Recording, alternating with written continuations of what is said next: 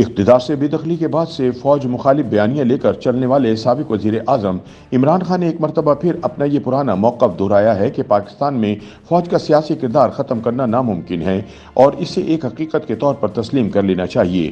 اگرچہ عمران خان کے بہت سارے حامی اب انہیں ایک جمہوریت پسند سیاستدان کے طور پر دیکھ رہے ہیں، جس کی بنیادی وجہ ان کا فوج مخالف بیانیہ ہے، لیکن حقیقت یہ ہے کہ وہ اپنے اس بیانیے سے جو دباؤ ڈال رہے ہیں، اس کا بنیادی مقصد فوج کا سیاسی کردار ختم کرنے کی بجائے اسے برقرار رکھنا ہے، کیونکہ ان کا واحد مطالبہ یہ ہے کہ فوج حکومت کو چھوڑ کر ان کے ساتھ کھڑی ہو جائے۔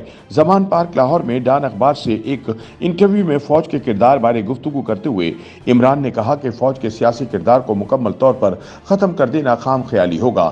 فوج کئی برسوں سے اقتدار میں ہے، لیکن ایک توازن لانے کی ضرورت ہے۔ یہ سوچنا کہ فوج کو سیاست سے باہر کر دیا جائے ناممکن ہے۔ فوج کی طاقت کا تعمیری استعمال پاکستان کو ادارہ جاتی بحران سے نکال سکتا ہے۔ یاد رہے کہ عمران پر یہ الزام عائد ہوتا ہے کہ پاکستانی فوجی اسٹیبلشمنٹ نے 2018 کے انتخابات میں وسیع پیمانے پر دھاندلی کروا کر انہیں وزیر اعظم بنوایا تھا۔ فوجی اسٹیبلشمنٹ اس الزام کو تسلیم کرتے ہوئے اپنی غلطی مانتی ہے، لیکن ایک سوال پر عمران نے 2018 کے عام انتخابات میں دھاندلی کے ذریعے برسر اقتدار آنے کے الزام کو سختی سے رد کرتے ہوئے دعویٰ کیا ہے کہ انہیں وزیر اعظم بنانے کے لیے فوج نے مدد نہیں کی، بلکہ وہ اپنے زور سے ہی حکمران بنے ہیں۔ عمران کے مطابق 2018 میں وہ جنرل قمر باجوہ کے پسندیدہ ہونے کی وجہ سے نہیں، بلکہ اپنی مقبولیت کی وجہ سے الیکشن جیتے تھے۔ عمران نے کہا کہ فوج نے 2018 کے الیکشن میں میرا ساتھ نہیں دیا تھا۔ مجھے یقین ہے کہ ہم جائز اور منصفانہ طریقے سے جیتے تھے۔ انٹرویو کے دوران عمران نے کہا کہ میں گزشتہ 6 ماہ میں اقتدار سے باہر ہوں۔ اس دوران میں نے 37 ضمنی انتخابات میں سے 29 میں کامیابی حاصل کی ہے۔ حالانکہ اس وقت الیکشن کمیشن بھی ان کی حمایت کر رہا ہے، اس کے باوجود ہم نے 37 میں سے 29 ضمنی انتخابات جیت لیے۔ انتخابات اور دھاندلی سے متعلق گفتگو کرتے ہوئے عمران نے کہا کہ آئندہ انتخابات کے لیے الیکٹرانک ووٹنگ مشین متعارف کرانے کی کوششوں کی بھی فوج نے مخالفت کی۔ عمران نے کہا کہ 2 برس تک میں نے الیکٹرانک ووٹنگ مشینیں حاصل کرنے کی کوشش کی۔ آپ کے پاس EVM ہو تو دھاندلی کا امکان ختم ہو جاتا ہے، کیونکہ ساری دھاندلی پولنگ ختم ہونے کے بعد ہوتی ہے، مگر دونوں بڑی جماعتوں نے اس کی مخالفت کی کیونکہ زیادہ تر حلقوں میں انہیں جعلی ووٹ ہی ملتے ہیں۔ انہوں نے کہا کہ فوجی اسٹیبلشمنٹ کی جانب سے بھی EVM کی مخالفت کی گئی، کیونکہ ووٹوں میں ہیر پھیر ووٹوں کی گنتی کے دوران ہی ممکن ہوتی ہے۔ یاد کریں وہ وقت جب خواجہ آصف ہار رہے تھے تو جنرل باجوہ نے بتایا تھا کہ انہیں خواجہ آصف کی مدد کے لیے کال آئی تھی اور پھر اگلے روز وہ جیت گئے تھے۔ گزشتہ انتخابات میں PTI کی جیت پر دھاندلی کے الزامات سے متعلق سوال کے جواب میں عمران خان نے کہا کہ ہم نے 3000 ووٹوں کے مارجن سے 17 سیٹیں کھو دی تھیں۔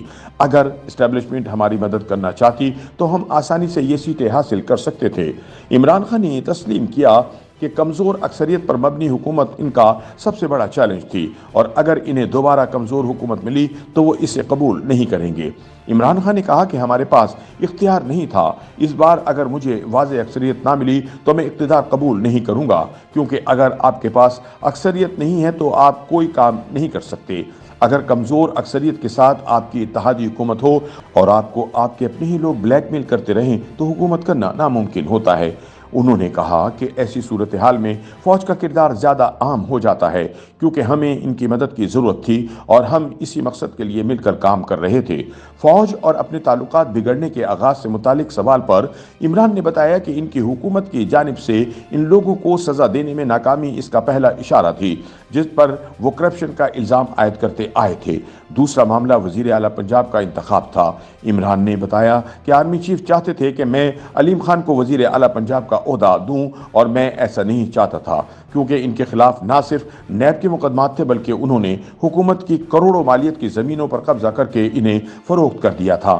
ناجائز اقدامات میں ملوث ہونے کے شبے کے باوجود علیم خان کو PTI میں شامل کرنے سے متعلق سوال کے جواب میں عمران نے کہا کہ ہم نے ہمیشہ یہ سمجھا کہ یہ محض الزامات ہیں اور علیم بھی ان الزامات پر اپنا دفاع کرتے تھے، لیکن جب میں نے LDA کے وائس چیئرمین سے علیم خان کے بارے میں پوچھا تو انہوں نے مجھے نقشہ دکھایا کہ علیم خان نے کس طرح سرکاری زمین پر قبضہ کر رکھا ہے۔ یہ میری حکومت کے دوسرے سال کے اختتام اور تیسرے سال کے آغاز کے قریب ہوا۔ عمران خان نے واضح کیا کہ علیم خان کے وزیر اعلیٰ پنجاب بنانے کے مطالبے تک جنرل قمر جاوید باجوہ کے ساتھ ان کے تعلقات ہموار انداز میں آگے بڑھ رہے تھے۔ عمران نیب کی عدم فعالیت اور وزیر اعلیٰ پنجاب کے معاملے کو فوج کے ساتھ تعلقات میں تناؤ کی وجہ قرار دیتے ہیں، لیکن بہت سے لوگوں کا خیال ہے کہ اس کی وجہ دراصل نئے D G I S I کی تعیناتی پر آرمی چیف کے ساتھ ان کے اختلافات تھے۔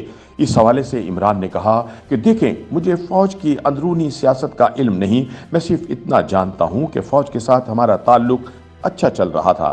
مجھے بعد میں پتہ چلا کہ اگلے آرمی چیف کے بارے میں بڑا مسئلہ چل رہا ہے۔ میں نے تو کبھی سوچا ہی نہیں تھا کہ نومبر میں اگلا آرمی چیف کون بنے گا۔ اگر میرٹ پر ہو تو مجھے کوئی پرواہ نہیں، بس اسے ایک بہترین انسان ہونا چاہیے۔ یہ معاملہ شریفوں اور زرداریوں کے لیے اہم ہو سکتا ہے، میرے لیے نہیں۔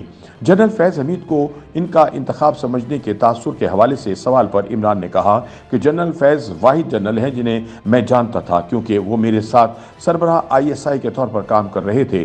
میں کسی اور کو نہیں جانتا۔ میں نے جنرل قمر جاوید باجوہ سے کہا کہ میں آپ کی تجاویز لوں گا، کیونکہ میں دیگر امیدواروں کو نہیں جانتا، لیکن اس وقت میری پریشانی افغانستان تھی۔ مجھے خدشہ تھا کہ یہ خانہ جنگی کی نظر ہو جائے گا۔ انہوں نے کہا کہ میں نے محسوس کیا کہ امریکی ہم پر الزام عائد کریں گے اور ہم پر پابندیاں عائد کی جائیں گی۔ اشرف غنی نے مجھے بتایا کہ وہاں 3 لاکھ افغان فوجی ہیں اور ان کی تعداد بڑھے گی۔ انہوں نے کہا کہ صرف اشرف غنی ہی نہیں، آئی ایس آئی بھی ہمیں بتا رہی تھی کہ افغانستان میں خانہ جنگی ہوگی۔ میں چاہتا تھا کہ جنرل فیض موسم سرما میں اس وقت تک عہدے پر رہیں جب تک افغانستان میں اقتدار کی منتقلی نہیں ہو جاتی۔